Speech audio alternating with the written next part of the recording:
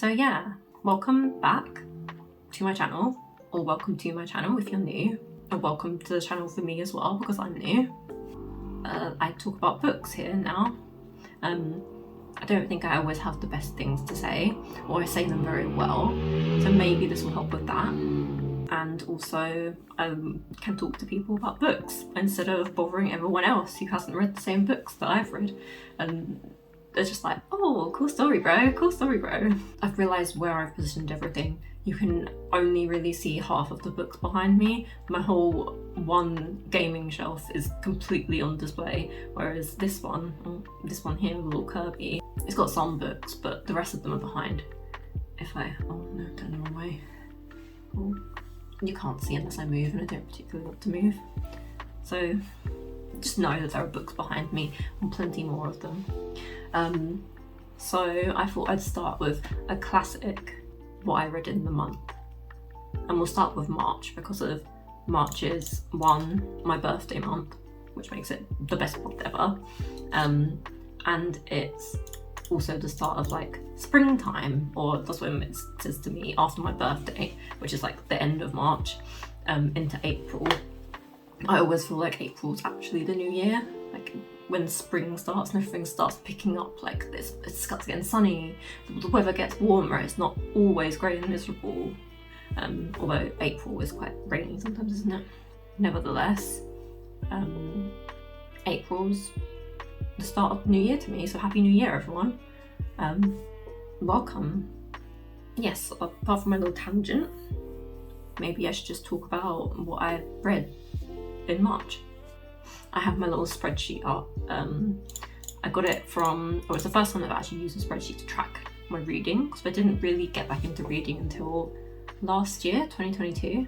And then I read like 50 books.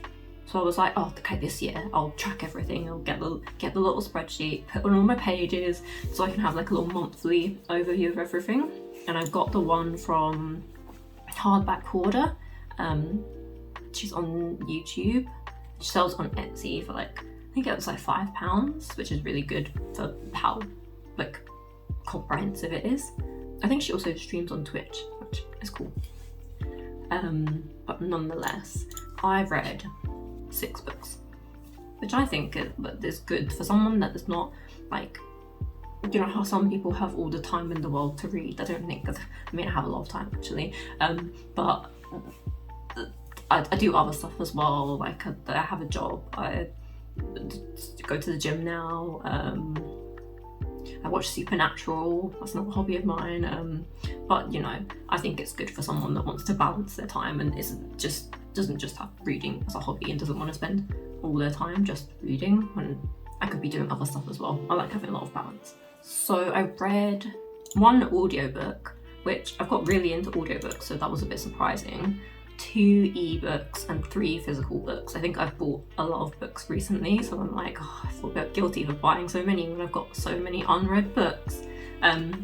So I'm trying to read through them as I get them, or only buy them if I'm really excited to read them and want to read them soon. So basically, new releases or something that I've been interested in for a while, and I've heard loads of people talk about, or that something about it really intrigues me, and I'm like, I really want to read this right now. So I'll go through what I did read in April, May, March. Oh God, I forgot what month it was. So I read Set on You by Amy Lee, Buffy the Vampire Slayer, The Last Vampire Slayer by Casey Gilley, How to Sell a Haunted House by Grady Hendrix, I'm a Fan by Sheena Patel, and Stone Blind by Natalie Haynes. There, I got them all out. I said all the names. I thought I had quite a mixed, mostly good I'd say, but slightly mixed. So which I read first, this one, which I think I'm very particular with the romance that I do read. The premise, a plus size fitness model and a guy at her gym, like that's kind of the premise. And as someone that loves the gym, I was like, oh, this sounds really good, this sounds so cool, I love a romance like this. But it's quite, I think I want more from my romance all the time. It feels a bit like they love each other for no reason. They just love each other. And I'm like, but why? Why do you love this person? Tell me why. And they never really do. Like they there's bits and pieces. It always seems like the male love interest as well is always a bit perfect. He's just perfect. Like he's perfect in every way. All his flaws are like you never see his flaws. He maybe does one little thing that he says like a bad comment, or like a comment that's a bit like, oh, that wasn't very nice, was it? And then the woman has all the flaws, and it's always about her flaws. She always has this, and it's never about the man having flaws. But I think it's a bit unrealistic. Like I want to see both of their flaws. I want to be like, you have this flaw and you have this flaw, but they still love each other anyway. And they just don't do it. They're just like, oh, perfect. They've got over the little third act, whatever it's called, and now everything's perfect, and the man's perfect. They're just love it. Like some bits were cute, like there were cute bits in it. I think I gave it 3 stars, or 3.5 stars I gave it, I think. So it's like, it's fine. If you like romance, like kind of like cheesy romance as well, you'll like it. If you like the setting of the gym as well, it's nice. It's refreshing, I think, to see that. And it's refreshing to see someone that's a curvy influencer. I think I like that as well, that she's like an influencer. But the romance let it down a bit, unfortunately. Maybe I shouldn't pick up romance again. I think I'm realising this, that I'm very particular. I like book lovers like Emily Henry, and that's it. And then maybe not so much a romance, but Wuthering Heights. I love Wuthering Heights. That's it. My personality, Wuthering Heights only. Kate Bush edition as well. Love that. And then I read Buffy the Last Vampire Slayer, which is like alternate universe Buffy. So if you know what Buffy is, she's Vampire Slayer. There's a whole canon of the story of what happens in it, but in this, it's graphic novel. The whole canon is kind of like not the same. It's set in like an alternate kind of like version of Buffy, and set in the future. So Buffy's like 50 in this series, which is quite cool, I think. I quite like seeing Buffy older. But I don't think it's a spoiler, but like people who have died in the series are alive in this one, and they've never died. Like things didn't happen the same way. And the premise is essentially, it's kind of like, there's kind of like this utopia where vampires and humans get along together and everything's fine.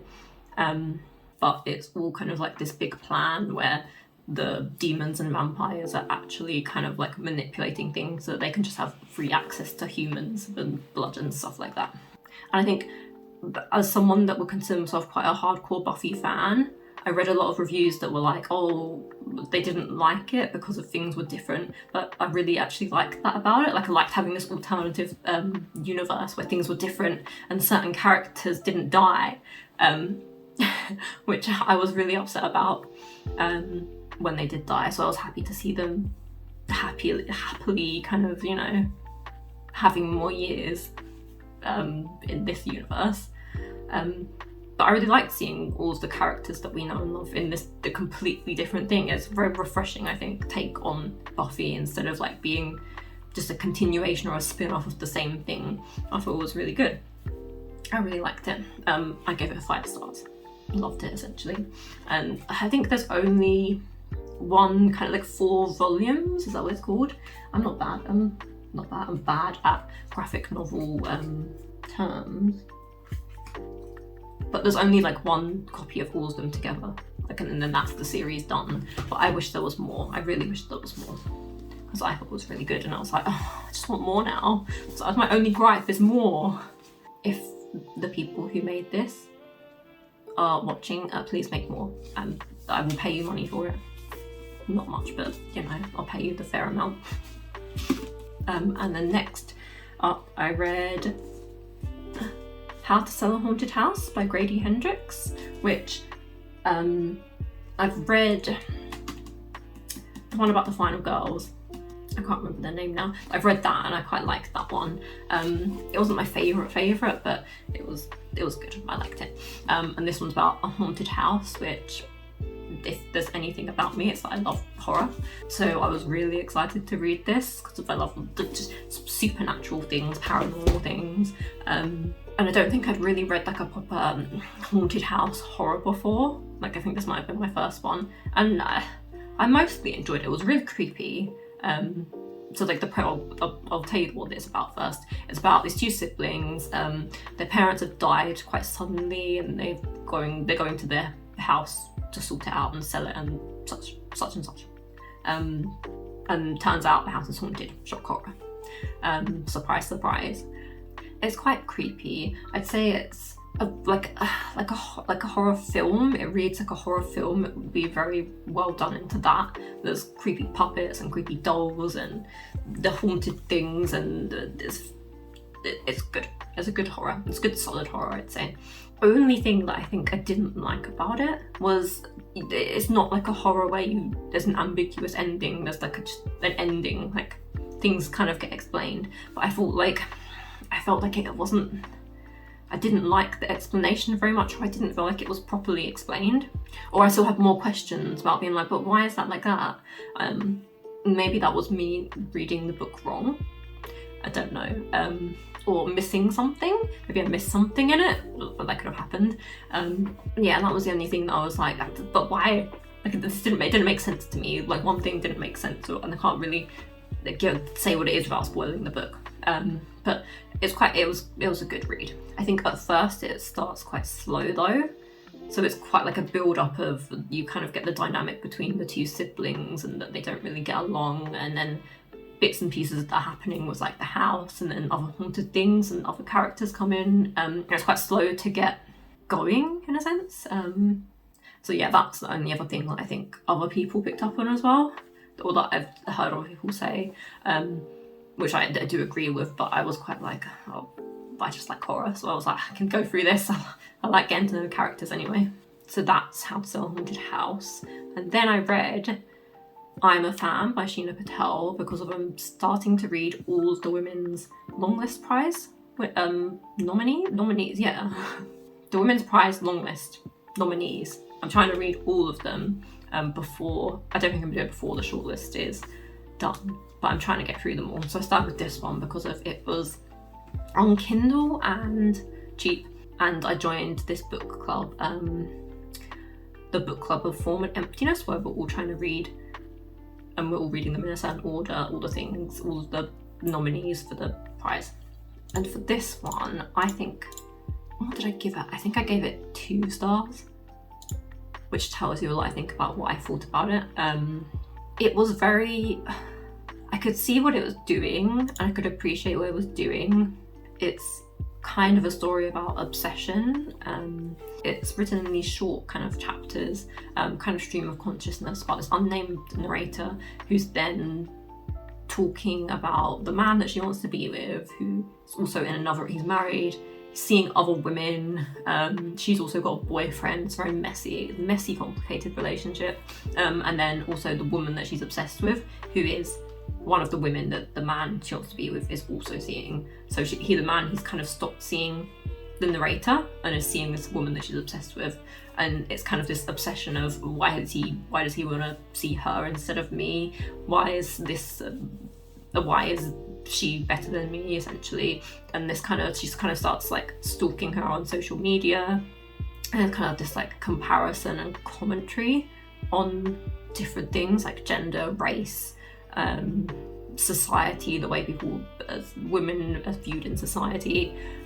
There's a lot of kind of commentary in it, which I usually like, but I don't think I like the way that it was done in this, because it felt so choppy, and like there were bits where the narrator was obviously talking in the little short paragraphs, or the short chapters, but she didn't really, like, the narrator was talking in the short chapters about the man she wanted to be with and something about him, and in the next chapter it would read like an essay of her talking, like a criticism of race in society, or privilege, or white privilege, and things like that, which I usually enjoy, but I just didn't think it meshed well in the chapters, or maybe there was something the author was trying to do that I've just missed. but it just felt off to me, and I didn't really enjoy it.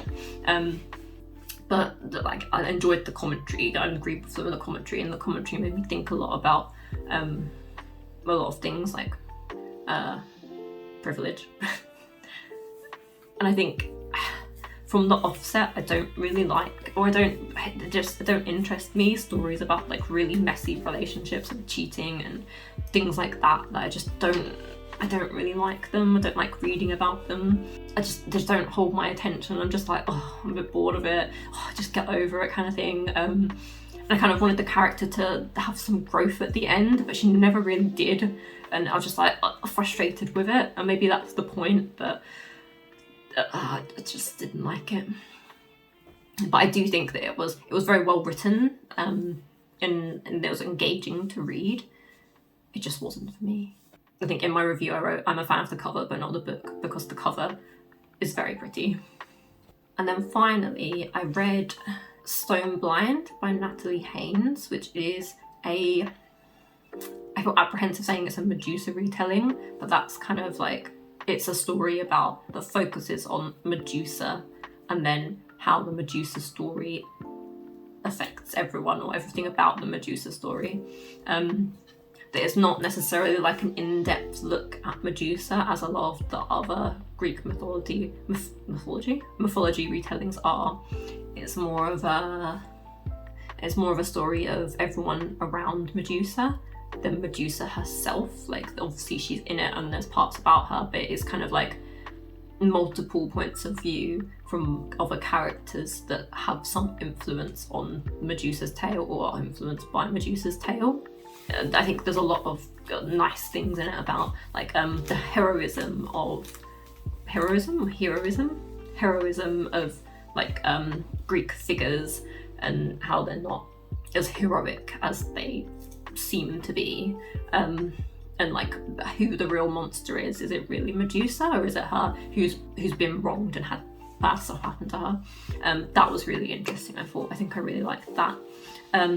There were a lot of narrators. I think it was kind of confusing, and I feel like there didn't really need to be as many.